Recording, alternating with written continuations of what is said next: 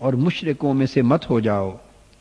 من الذین فرقوا دینہم وکانوا شیعا، ایسے لوگوں میں سے نہ ہو جاؤ جنہوں نے اپنے مذہب کو، اپنے دین کو ٹکڑے ٹکڑے کر دیا، فرقہ فرقہ کر دیا. وکانوا شیعا، اور وہ بہت سے گروہ ہو گئے، بہت سے گروہ ہو گئے. کل حزب بما لدیہم فرحون، اور ہر گروہ جو دین اور جو مسلک اور جو مذہب اس کے پاس ہے اس پر اتراتا پھرتا ہے، اور کسی دوسرے کی بات سننے کو تیار نہیں، اور کہتا ہے بس جو میرے پاس ہے وہی سچ ہے، باقی سب جھوٹ. یہ جو سوچ ہے اس کو فرقہ پرستی کہتے ہیں. اس سوچ کو کیا فرقہ پرستی کہتے ہیں. یہاں نفی مسلک نہیں ہے، بات سمجھ. نفی مسلک، مسلک ہے عقیدے کے باب میں جدا جدا تشریحات ہیں، جدا جدا تفصیلات ہیں، اور اس کے حوالے سے جدا جدا علمی مباحث ہیں.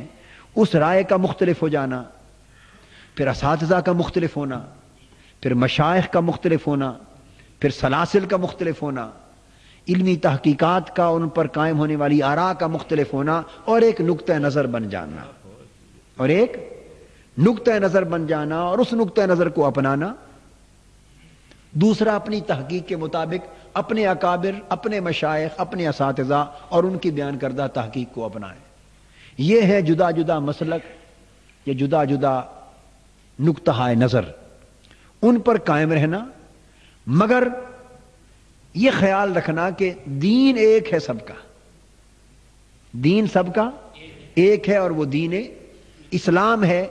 اختلاف علمی، اعتقادی، فقہی، مذہبی رہے، جدا جدا نقطہ نظر بھی رہیں، اور اپنے اپنے طریقے پر بھی چلتے رہیں، اپنے اپنے طریقے پر بھی چلتے رہیں، مگر ایسا ماحول پیدا نہ کریں کہ دین ٹکڑے ٹکڑے ہو جائے. من الذین فرقوا دینہم وکانوا شیعا.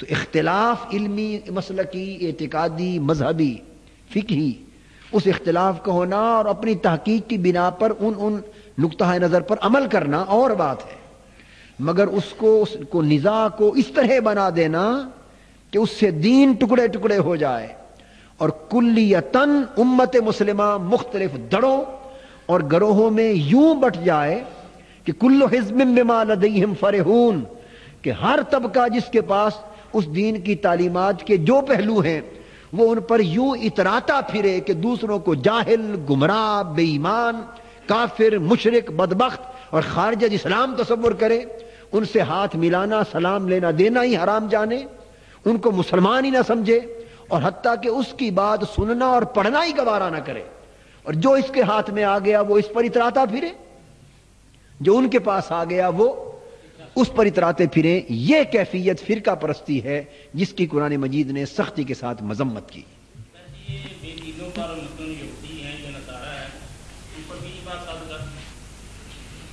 صادر تو ہر ایک پر ہے، مگر یہاں خطاب جو ہے وہ اہل ایمان کو، مسلمانوں کو کیا جا رہا ہے. تعلیمی درجوں ان کی تو مناسبت دی ہے نا، وہ جو بے دین جو جس طرح بٹ گئے انہوں نے تو یہ کیا، انہوں نے تو یہ کیا. مسلمانوں کو اس عمل کی پیروی کرنے سے روکا جا رہا ہے کہ جیسے وہ لوگ جو اپنے مختلف ٹکڑوں میں بٹ گئے تھے، وہ یہودی اور عیسائی اور بے دین اور کفار، جیسے وہ بٹ گئے تھے اور گروہ گروہ ہو گئے تھے، اور ان میں سے ہر کوئی پھر اپنے راستے پر اتراتا پھرتا، فرمایا کہ تم ایسے نہ ہو، لا تکونوا من تم اس طرح کے نہ ہو جانا.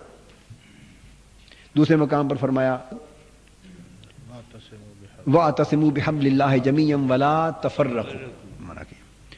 تو آگے آیت یہ تو تھی اتحاد امت کے حوالے سے. اور یاد رکھ لیں کہ جب تحریک منہاج القرآن کے حوالے سے ہم امت کو اتحاد کی دعوت دیتے ہیں تو اس میں مغالطہ نہیں ہونا چاہیے کہ دعوت اتحاد سے نفی مسالک ہرگز مراد نہیں لیتی، اور نہ ہم نے کبھی مراد لیا ہے. اس وقت فقط اتنا ذہن میں رکھ لیں کہ تفرق فی الدین، تفرق فی الدین اور اس پر بما لدیہم فرحون کی کیفیت، اس کی مذمت ہے، اس کی مذمت ہے. اور مسالک اور نقطہ نظر کا قیام اور اس پر عمل پیرا ہونا، اس کی کسی جگہ نفی اور مذمت قرآن و حدیث میں نہیں آئے. اتنی بات ذہن میں رکھ لیں. جب فرقہ پرستی کی ہم رد کرتے ہیں اس سے مراد دین کے اندر اور امت کے اندر اس کیفیت کا پیدا ہو جانا. وَإِذَا مَسَّ النَّاسَ ضُرٌّ دَعَوْا رَبَّهُمْ مُنِيبِينَ إِلَيْهِ ثُمَّ إِذَا أَذَاقَهُم مِّنْهُ رَحْمَةً إِذَا فَرِيقٌ مِّنْهُمْ بِرَبِّهِمْ يُشْرِكُونَ. یہ اب بیان جو چل رہا تھا، جب لوگوں کو کوئی تکلیف پہنچتی ہے، اور یہاں لوگوں سے مراد کون ہے؟ مشرکین کا وَلَا تَكُونُوا مِنَ الْمُشْرِكِينَ اوپر بیان آ چکا ہے، اور مشرکوں میں سے مت ہو جانا. اور پھر انہی کا بیان آ رہا ہے کہ جب ان لوگوں کو کوئی تکلیف پہنچتی ہے تو ان کا حال یہ ہے تو اپنے رب کو اس کی طرف رجوع کرنے والے ہو کر پکارتے ہیں. تو توحید ربوبیت کا اقرار ہوا یا نہیں؟ منیبین